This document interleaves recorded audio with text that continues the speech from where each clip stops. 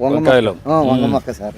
మనం ఎన్ని కూడా మనం పెట్టాల్సిందే ఇవన్నీ ఇది వేసేసి డ్రిప్ ఆన్ చేసేస్తావా? అవును సార్. ఇప్పుడు ఇది పెట్టేసిన తర్వాత డ్రిప్ ఆన్ చేసి సరిపోతుందా, నీళ్లు పోయాలి మళ్ళీ అవసరం లేదు? లేదయ్య గారు, ఈ డ్రిప్ వల్ల మనకు ఉపయోగం బాగుంటుంది సార్. బాగుంటుంది. ఇది కూడా మన గవర్నమెంట్ వచ్చినాక సబ్సిడీ పెట్టుకున్నానండి. 90% మనకి రాయితీ 6,000 కట్టానండి.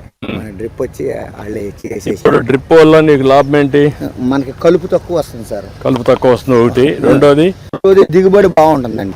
అంటే మొత్తం దిగుబడి పెరుగుతుంది. కలుపు శాతం తక్కువ అవుతుంది, కూలీలు తక్కువ అవుతుంది.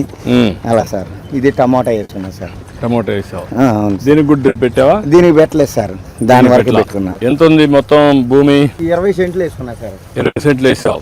అవును సార్. ఎంత వస్తుంది నీకు ఎకరాకు? ఎకరానికి రోజు ఒక క్వింటాలు 5 క్వింటాలు అలా తేలుతుంది. ఇప్పుడు 20 సెంట్లు ఎంత వస్తుంది అనుకుంటున్నా? క్వింటా అవుతున్నాయండి సార్.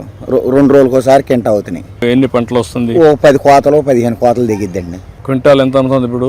క్వింటా వచ్చి 1200 అమ్ముతుంది సార్. 1200 అమ్ముతుంది. 1200 ఇంకా ఎక్కువే వస్తుంది సార్, ఎందుకంటే మనం చేసుకునే దాన్ని బట్టి సార్.